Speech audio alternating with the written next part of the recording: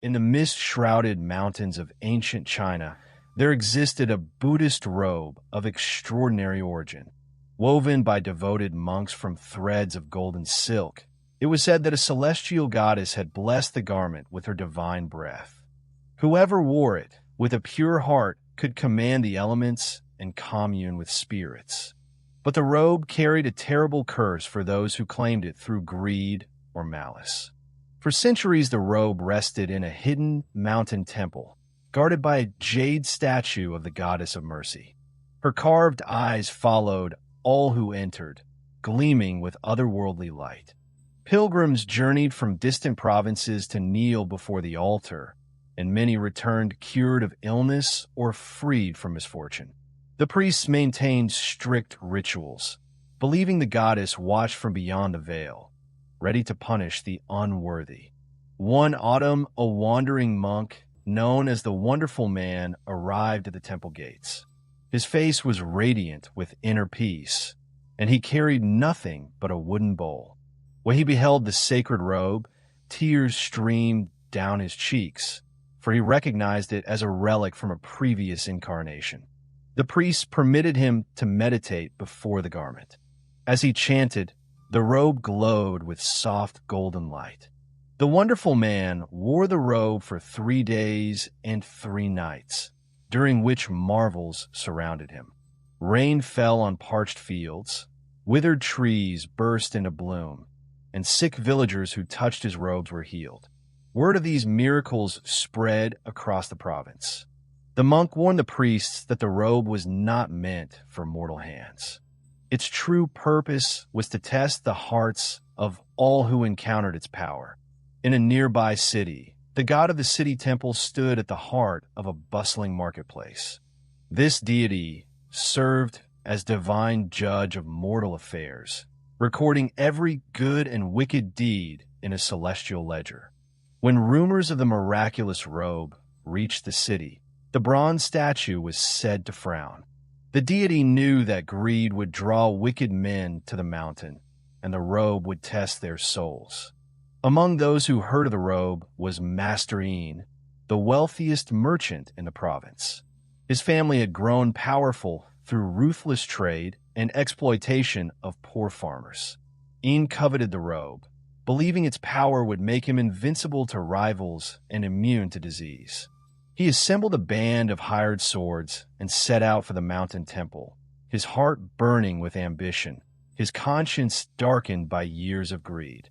When Master Yin and his armed men arrived, the Wonderful Man had already departed, leaving only the priests and the glowing robe upon the altar.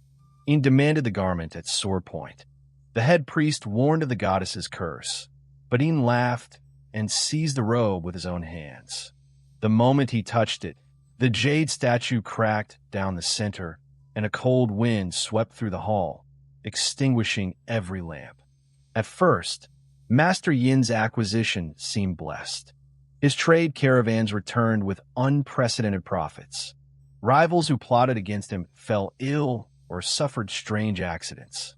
His mansion grew grander, his banquets more lavish. He wore the robe during negotiations, and partners agreed to his every term. The Yin family's power swelled until they controlled half the province's commerce. Yin boasted the goddess's curse was mere superstition for the foolish. The tragedy of the Yin family began slowly, like poison seeping into a well.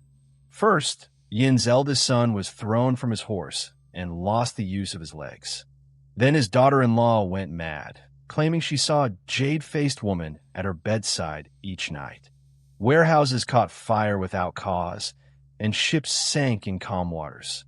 Each misfortune struck on the anniversary of the robe's theft, as though the goddess kept meticulous count. The goddess's vengeance reached its climax on the 3rd year. Yin awoke to find the robe fused to his skin, burning like molten iron. He tore at it, screaming, but the golden threads only tightened.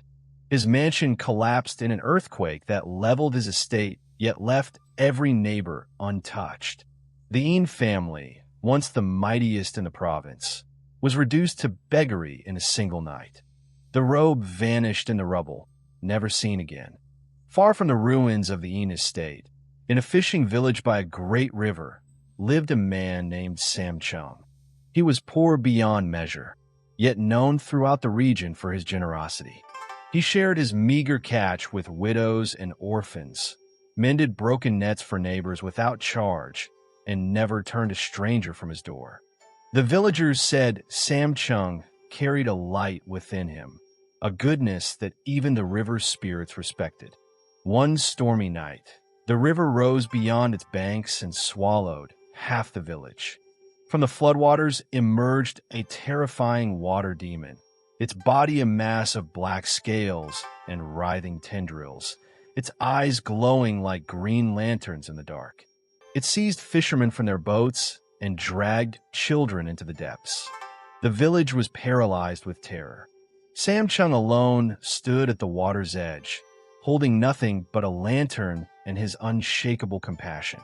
As Sam Chung waded into the flood to rescue a drowning child, his foot struck something in the mud. It was the Buddhist robe carried by the river from the ruins of the Yin estate, still glowing faintly.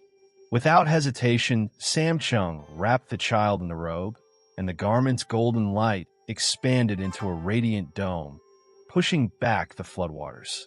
The water demon shrieked and recoiled, for the robe's divine power burned its dark flesh like sunlight.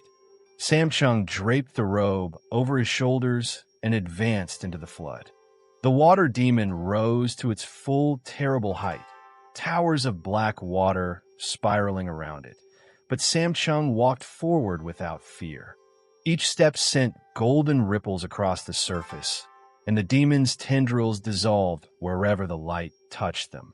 With a roar that shook the mountains, the demon collapsed into foam and was swept downstream, vanishing forever. The flood receded before dawn. The village celebrated Sam Chung as a hero, but he refused all rewards. He returned the robe to the rebuilt mountain temple, where the priests received it with tears of joy. The jade statue of the goddess had mended itself. Sam Chung lived out his days in quiet contentment, his nets always full, his neighbors always cared for. On foggy mornings, the villagers said, a golden light passed over the river, watching over them. This tale, passed down through generations, embodies a truth woven deep into Chinese folklore. Sacred power serves only the worthy. The robe sought not wealth or strength, but purity of heart. Master Yin, who grasped with greedy hands, was consumed. Sam Chung, who gave without thought of return, was lifted up. The story reminds